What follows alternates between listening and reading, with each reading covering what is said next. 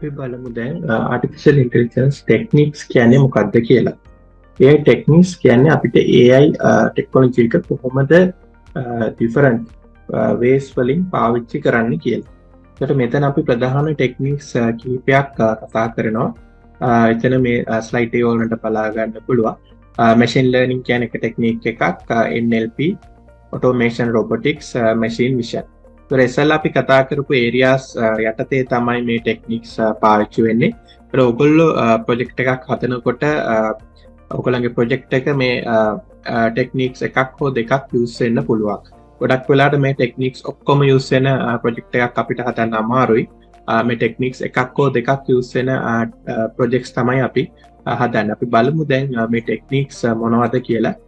machine learning කියන එක තමයි ගොඩක්ම standard technique එක. ඒ ටෙක්නික් එකෙන් අපිට පුළුවන් mainly මම අර ඉස්සෙල්ලා කිව්වා වගේ weather prediction වගේ applications හදන්න. ඒකේ තව sub cases තියෙනවා supervised learning, unsupervised learning කියලා. එතකොට ඒක අපි ඉස්සරහා modules වලදී කතා කරනවා. එතකොට මේ supervised learning සහ unsupervised learning කියන එක ප්‍රධාන categories දෙකකට බෙදෙනවා machine learning වල. ඊට අමතරව අපිට use කරන්න පුළුවන් reinforcement learning වගේ area එකකුත් machine learning වල advanced machine learning යටතේ. එතකොට unsupervised learning සහ supervised learning ප්‍රධාන වශයෙන් classification සහ regression කියන areas වලට තමයි categorize වෙන්නේ.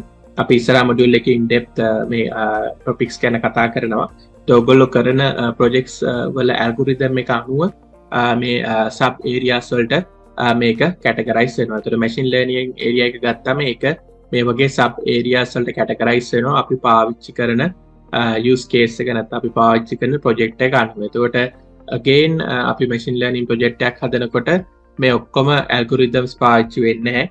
අපි algorithm එකක් හෝ දෙකක් අපේ අවශ්‍යතාවය අනුව අපිට පාවිච්චි කරන්න පුළුවන්. එතකොට ඒ පාවිච්චි කරන algorithm එක මොකක්ද, ඒක apply කරන්නේ කොහොමද කියලා අපි හරියට දැනගන්න ඕනේ. ඊළඟ ටෙක්නික් එක තමයි NLP, natural language programming කියලා කියන්නේ. natural language programming යටතේ අපිට framework එකක් තියෙනවා NLTK කියලා. අපිට ඒ framework එක use කරන්න පුළුවන්. මේ framework එක පාවිච්චි කරලා අපිට පුළුවන් language understanding, text to English, English to text වගේ අපිට use කරන්න පුළුවන්. මේ language identification වලට මේ NLP පාවිච්චි කරන්න පුළුවන්. NLP පාවිච්චි කරලා අපිට පුළුවන් මේ විදිහට language detection, language understanding වලට මේක පාවිච්චි කරන්න. ඒත් අපි හදන applications වලදී මේක ගොඩක්ම වැදගත් වෙනවා. English language එක සහ non English language අපිට භාවිත කරන්න පුළුවන්. chatbot develop කරන්න එක එක various applications අපිට මේ NLP හරහා develop කරන්න පුළුවන්. අපේ ඉස්සරහා module එකකින් මේ ගැන in depth කතා කරනවා. මේකේ introduction එකක් තමයි මේ slide එකේ ඔයගලන්ට බලන්න පුළුවන්. ඒකට NLP එකෙන් අපිට understand කරගන්න පුළුවන් language එක මොකක්ද, language එකේ dialect එක කොහොමද, language එක translate වෙන්නේ කොහොමද, ඒකේ තියෙන features මොනවද, ඒ ඔක්කොම අපිට අඳුනගෙන ඒ යටතේ application develop කරන්න පුළුවන්. එතකොට Google, Microsoft වගේ සමාගම් ගොඩක් in depth මේ technology එක use වෙනවා. ඔයගලන්ට applications බලපුවම බලන්න පුළුවන් Google translator වගේ application එකක මේක use වෙනවා. Microsoft එකෙත් chat bot applications තියෙනවා. ඒවා use වෙනවා. ඊට පස්සේ Alexa වගේ programs වලදී මේක use වෙනවා. එතකොට මේ ඔක්කොම අපිට natural language programming යටතේ අපිට පාවිච්චි කරන්න පුළුවන්. එතකොට මේ applications අපිට ලේසියෙන්ම develop කරන්න පුළුවන්. මේ AI frameworks හරහා අපිට මේක develop කරලා making applications අපිට හදන්න පුළුවන්. එතකොට Microsoft, Google වගේ සමාගම් ගොඩක් applications මේ යටතේ develop කරලා ඒගොල්ලෝ market එකට, mass market එකට develop කරලා තියෙනවා. අපි එදිනෙදා අපේ applications වලදී ඒවා use කරනවා. ඒකට අපිට මේ technology use කරලා ඒ වගේ applications එක එක areas වලට develop කරන්න පුළුවන්. ඒකට NLP එකේ යටතේ ගොඩක් algorithm තියෙනවා. මේ algorithm අපිට පාවිච්චි කරන්න පුළුවන්. මේ algorithm පාවිච්චි කරලා අපිට පුළුවන් ලේසියෙන්ම application එකක් develop කරන්න. එතකොට අපි දැනගන්න ඕනේ මොනවද මේ තියෙන algorithm, කොහොමද ඒවා effective පාවිච්චි කරන්න කියලා. ඒකට algorithm එකට අදාළව අපිට මේ applications develop කිරීමේ හැකියාව තියෙනවා.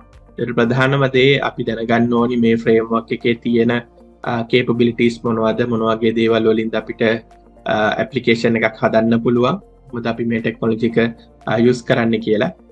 ඊළඟ ටෙක්නික් එක තමයි automation and robotics කියන්නේ. අපිට automation මොකක් හරි automate කරන්න ඕන නම් අපිට මේ area එක use කරන්න පුළුවන්. RPA technology එක ගොඩක් අයිති වෙන්නේ මේ area එක යටතේ. robotic process automation කියලා හඳුන්වනවා. ඊට පස්සේ අපිට robotic නැත්නම් robot කෙනෙක් නිර්මාණය කරන්න ඕන නම් ඒකටත් මේ ටෙක්නික් එක යටතේ තමයි අයිති වෙන්නේ. එතකොට තව ඒකට hardware components අයිති වෙනවා. robot කෙනෙක් නිර්මාණය කරනකොට ඒකට hardware capabilities උත් ඇඩ් වෙනවා. software විතරක් නෙමෙයි ඒකට additional hardware capabilities උත් ඇඩ් වෙනවා අපි robotic කෙනෙක් නිර්මාණය කරනකොට. එතකොට අපි මේ program එකේ in depth යන්නේ මොකද hardware component පැත්තත් එතන ඇඩ් වෙන නිසා. එතකොට ඒකේ ගොඩක් applications තියෙන උදාහරණයක් විදිහට අපි repetitive මොකක් හරි task එකක් කරන එක අපිට automate කරලා කරන්න පුළුවන්. ඒත් robot arm එකක් නැත්නම් robotic application එකක් අපිට නිර්මාණය කරන්න පුළුවන්. ඒකට circuit එක hardware devices ඒ ටිකත් අපිට නිර්මාණය කරන්න අවශ්‍ය වෙනවා. ඊළඟට machine vision කියන technique එක මේ කියන්නේ මේක image recognition යටතේ තමයි අයිති වෙන්නේ. එතකොට image එකක් detect කරන්න, video එකක් recognize කරන්න අඳුනගෙන ඒ යටතේ application එකක් අපිට develop කරන්න පුළුවන්. එතකොට image එකේ ගොඩක් data තියෙනවා, especially pixel image pixel based data තියෙනවා. එතකොට ඒ data identify කරලා තමයි මේ machine vision applications හදන්නේ. එතකොට ඒක අපිට pattern detect කරන්න, medical imaging අර මම ඉස්සෙල්ලා කිව්වා වගේ healthcare industry එකේ cancer detect කරන්න ඒ වගේ use cases වලට පාවිච්චි කරන්න පුළුවන්. ගොඩක් අය research projects විදිහට university වලත් final year research project වලටත් ගොඩක් machine vision related application ඔය handwrite recognition වගේ projects කරනවා. ඒක ගොඩක් මේ වගේ use වෙන technology එකක්. ඒකට ඒක යටතේ ගොඩක් frameworks තියෙනවා. OpenCV වගේ popular frameworks තියෙනවා. ඊට පස්සේ අපිට TensorFlow, PyTorch වගේ frameworks use කරන්න පුළුවන්. ඒවා use කරලා image recognition, video recognition පැත්තේ applications අපිට develop කරන්න පුළුවන්. ඒතර ඒ ටික තමයි මේ section එකෙන් අපි කතා කරේ කොහොමද AI techniques use කරලා application එකක් හදන්නේ, මොන වගේ technologies ද මෙතන පාවිච්චි වෙන්නේ, මොන වගේ industries වලටද පාවිච්චි වෙන්නේ.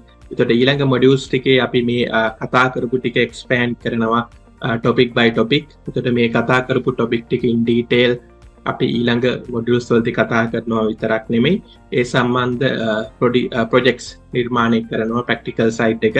අපි practical side එකට Google Colab tool එක පාවිච්චි කරනවා වගේම Anaconda environment එක පාවිච්චි කරනවා.